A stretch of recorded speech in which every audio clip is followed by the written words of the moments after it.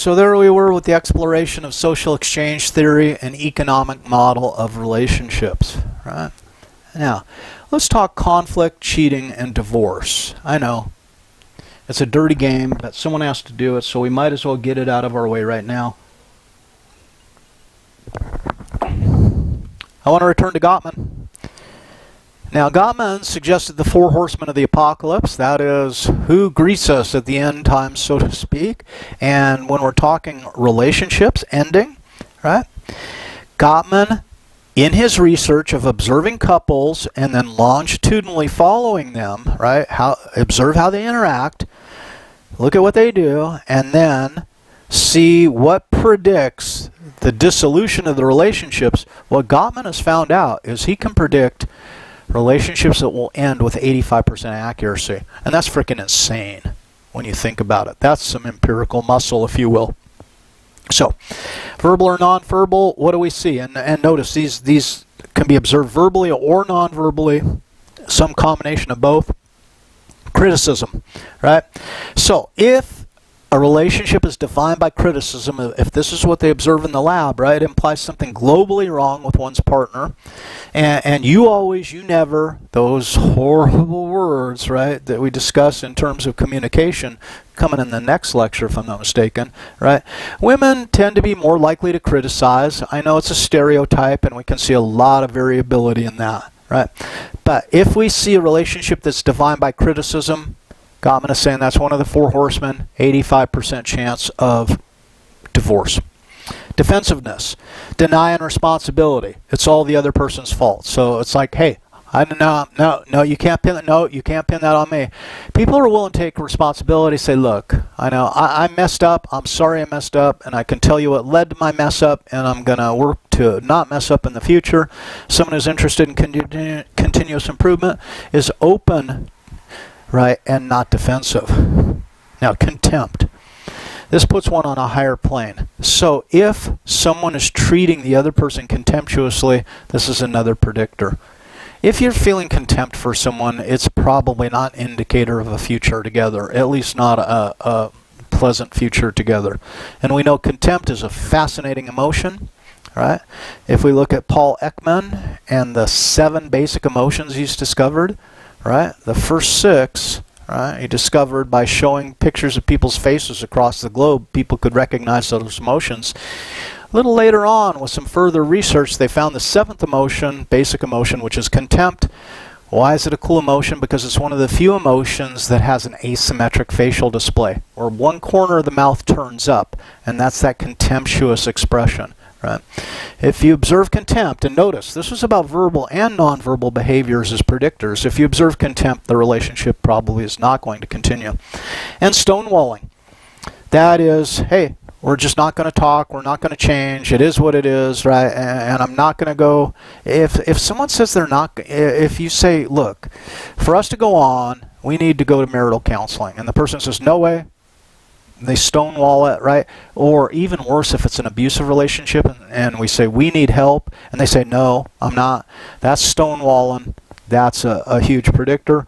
Guess what? Men are more likely to stonewall. A little more stereotyping there for you, but all else being equal. So let's not divorce. Let's deal with the conflict, right? Resolving conflict works best with couples who start out solving the problem with a soft approach. That is, don't go button heads, come in at an angle, come in a way that allows each partner to save face, right? We'll talk more about communication and how to facilitate that.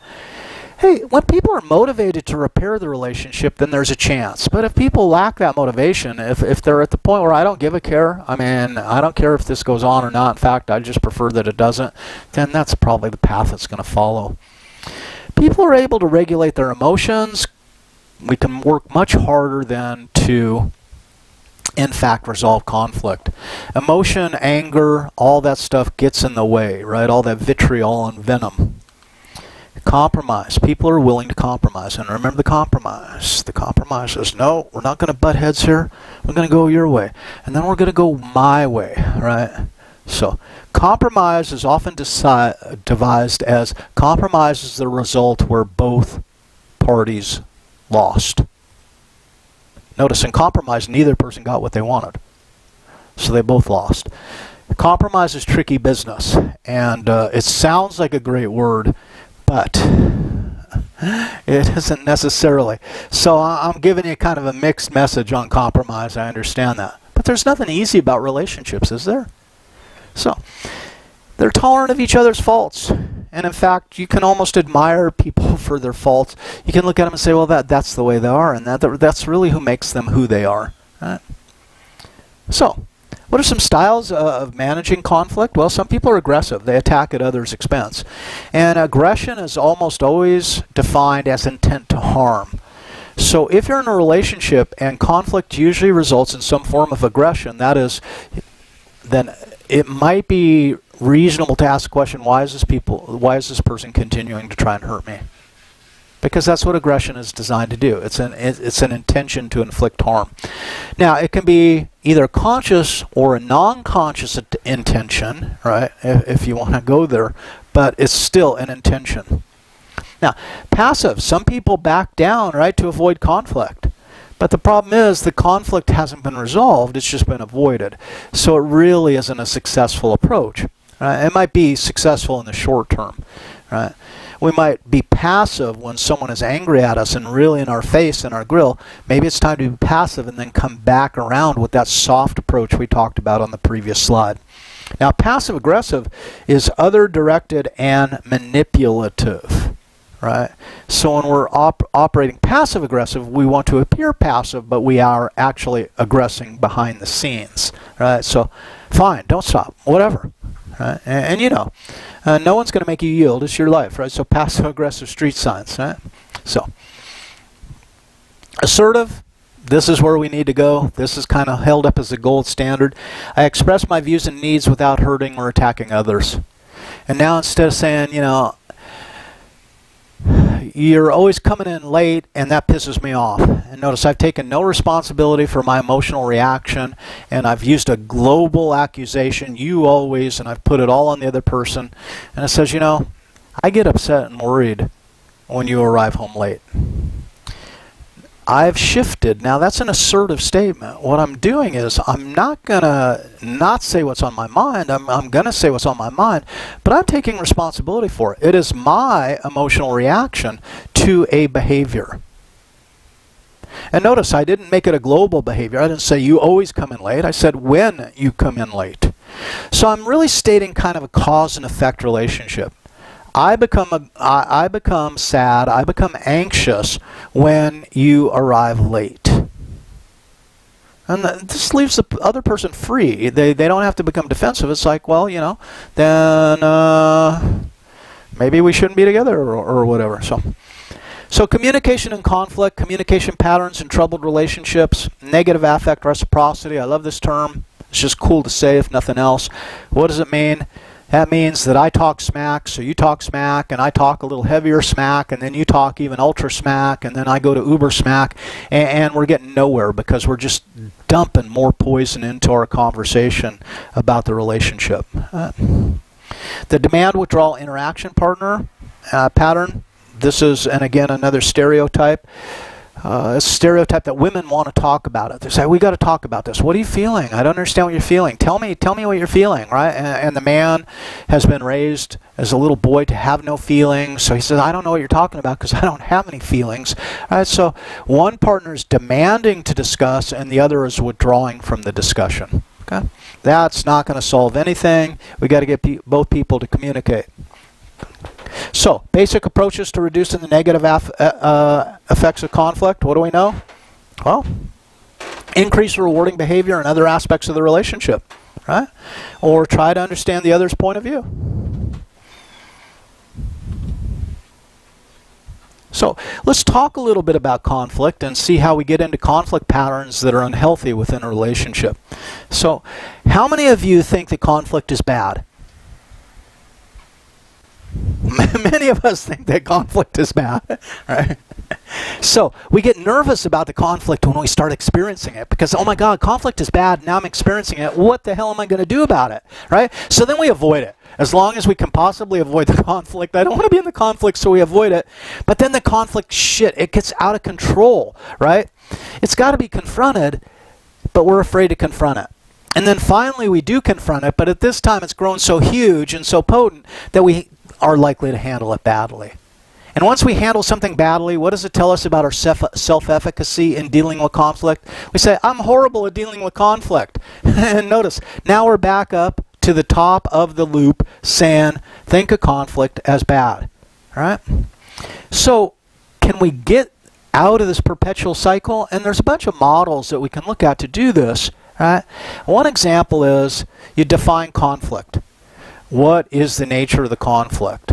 Right? And be specific. Don't make it a global conflict. Let's get it down to detail. That is, let's talk about this particular conflict in this instance. Let's not try to solve this global emotional problem, within our relationship. Let's just take it down to something manageable. So define the conflict, and then examine the possible possible solutions or resolutions. Right? So we sit down with our partner. What exactly is at the source of our conflict? We define it, and then we say, so what might we be able to do about it? And this isn't, we're going to do this about it. It's like, what are the possible options? And note, this is very consistent where we were at the beginning of the course.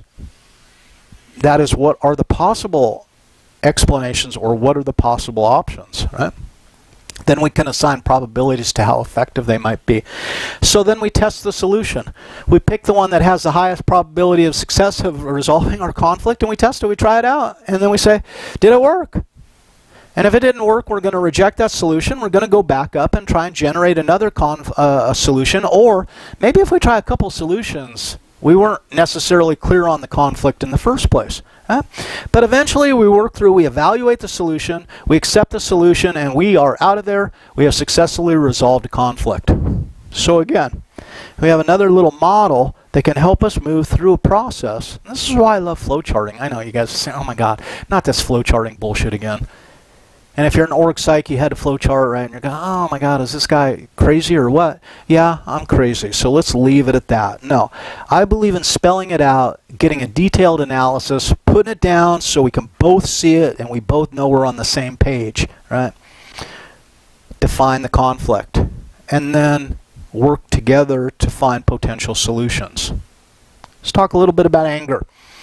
Identifies 3 cyclic patterns of anger in close relationships. Driscoll. Anger justifies itself. You make arguments to justify your anger and then use these arguments to fuel further anger. So anger is a perpetuating cycle, especially for those of us who are prone to rumination and can't seem to let it go. Then this cycle just kind of consumes us. Now, passivity and outburst is another way to look at this. That is, your resentment builds as a result of failure to confront it, and we had a model that demonstrated that in that cycle on the previous slide. And then anger just bursts out because we hit our limit, and our limits are finite. And then catharsis. Your partner's anger makes you angry, which makes your partner angry all over again. The cathartic theory was discredited a long time ago. So you got to let your anger out. No, you don't have to let your anger out, because anger just typically begats more anger.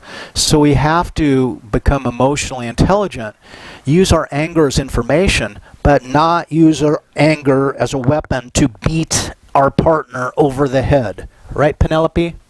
So, she came up, her thing now is to climb up my leg or whatever.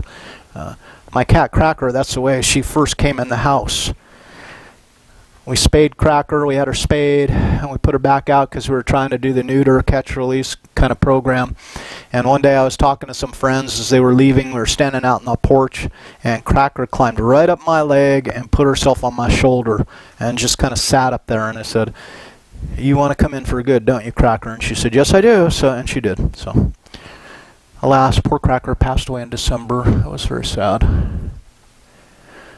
That's a problem when you adopt stray or feral cats, is you don't necessarily know how old they are if they come to you as adults. So you just never know. So Penelope, I know how old she is because she was born in the house here. So reducing anger effects, what can we say? Okay, Carol Tavris, what does she say? Breaking the cycle of anger. Stop thinking that you're going to rescue your partner. Back to my rule number 1, you can't change people. So you're not going to rescue your partner. Rescue them from what? All right?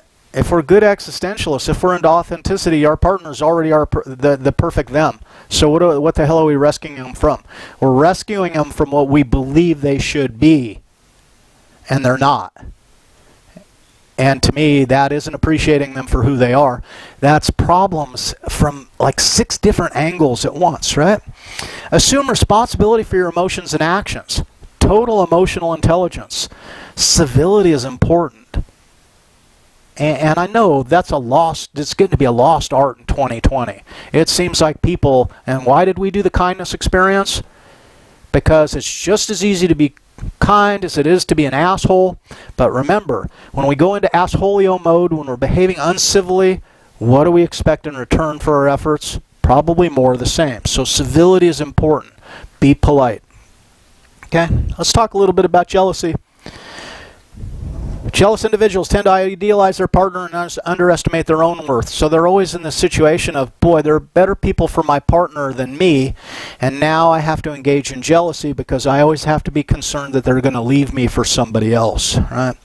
So overcoming jealousy involves reducing feelings of insecurity and thinking more rationally about the relationship. And ultimately, if the partner decides that they'd rather be with someone than me, then maybe they should go be with that someone. Because I'm worth a lot more than that. And that's the insecurity part. So learning to value oneself, right, and not place the value on the other person's opinion will go a long way in preventing us from experiencing jealousy. And what? Let's just talk about defense mechanisms. Oh, by the way, your defense mechanism assignment that I graded, that was freaking awesome, right? So I really enjoyed grading your defense mechanism. I thought you guys were right on the money. You told some great stories, and your teammates analyzed them well. That was just cool. So while we're there, Freud possibly suggests the reason one's partner is overly jealous. I'll leave that to you guys, because you guys can figure that out in a heartbeat. You already know that shit, right? Now, we talked an economic perspective of relationships with the social exchange theory. I think we need to go to an evolutionary perspective. And David Buss is kind of the king of evolutionary psychology at this point in time. And especially when we think in terms of jealousy. Let's look at just from an evolutionary perspective, and this really denies kind of social forces, so let's just look at the biology of it. Men seek multiple partners, all right, because let's face it, sperm is cheap. There's an unlimited supply of sperm. Men produce sperm throughout their lifetime. Women, on the other hand, are born with all the eggs they'll ever have, so eggs are precious. Sperm is cheap. So we really have a super disconnect right from the beginning, the ultimate dissimilarity. So from a genetic point of view, if evolution is operating on the principle that I want to push as much as my genome forward, the most successful strategy for man is really to impregnate as many women as possible. Resources and everything else be damned. Let's say that I only have in my offspring a 10% survival rate, but I impregnate 1,000 women and produce 1,000 offspring. There will be 100 survivors that will carry my genome. So from an evolutionary perspective, job well done, right? Now, I demand chastity of my woman, though, of my partner, because if I'm going to provide resources for the offspring, and my woman is sleeping around with other men, then I can't be certain that that offspring is mine. So why would I want to spend my resources on another man's offspring? That's kind of like an evolutionary no-no, right? And of course I want beauty and fertility. That kind of goes without saying. Fertility makes it possible. So for men, jealousy is centered around, according to Buss, right? According to Buss, men are worried about their woman cheating. That is sexual infidelity, because they might be in a position of supporting an offspring that is not their own. So men are more likely to be or more impacted by sexual jealousy. Now let's flip it around for women. Women have this precious egg, right? And only one egg typically will be produced a month. Pregnancy is a long-term kind of deal. 9 months, right? And then it's quite a while. So let's face it, a man can impregnate literally thousands of women and be responsible for thousands of offspring. A max for a woman is what, a dozen? Maybe 15, if you will? Potential offspring. So the egg and then the offspring, far more precious to the woman. She needs resources to ensure the survival of her offspring. So does a woman fundamentally care then, jealousy-wise, if her man is out catting around and impregnating other women, as long as he comes home and spends the resources with her? Now, to the extent that the man's head turns completely and goes off and takes the resources away, but that's the emotional infidelity part. If my man falls in love with another woman and leaves me, I lose the resources. So if he just wants to go out and have a dalliance, no big deal. But if he falls in love with another woman and leaves me, that is a big deal. So, emotional infidelity concerns lead to emotional jealousy. This is why you see in so many countries, men are kind of expected, right, to maybe go out and have their little affairs, right, to have their mistress. And that's accepted in a lot of European countries, accepted in a lot of places all over the world, as long as the man comes home and spends his resources with the wife. Now, you can imagine, and I'm sure a lot of you are saying, this is bullshit, and evolutionary psychology is a pile of hooey. And you're fine to say that, right? Because there's a lot of people that disagree with it and these perspectives. There's other explanations besides evolutionary drive to push one's genome further. What we do know is women have been forced into a situation by many cultures, by many societies, right, that they trade their youth and beauty for money because they weren't allowed to work. They weren't allowed to go to college, right? Or if they do work, they're in very low-level positions where the income is sparse at best, right? So if women in a society are denied direct access to economic power, then they're dependent on men for that economic power. Right? So why would a woman be, maybe it has nothing to do with evolution, maybe it's socio-cultural forces that are the better explanation. And note, this previous slide and this slide stand as counterpoints, right? The results of the explanation are the same, but one might be a better explanation than the other. And it might be a better explanation in different relationships and different cultures. So, men are fearful of sexual infidelity because it represents a threat to the relationship, not to fatherhood issues. Maybe I don't really care about the genome. And if we go back 40 years, there was no way to know anyway, right? Blood typing was the best we could do, and that's a very general look at this. Now, with the genetic knowledge we have, we can be very specific about this, but men are fearful of sexual infidelity because we believe that a woman won't have sex with a man unless she loves that man. The woman requires an emotional bond to have sex. So if she has sex with another man, it's because she already had an emotional bond, and that emotional bond could cause her to leave, and it's the emotional bond that's the threat, not the sexual infidelity. So it's a far different perspective on this, right? Now, one thing we can say, and one thing we should know for sure, is the differences found between sexes are small compared to the similarities. That is, let us understand our humanity and not get too kind of embroiled in stereotypes about gender differences, which are largely minute at best. The individual differences within men, individual differences within women are far greater than the average differences between men and women. And so ends this part. We'll go on to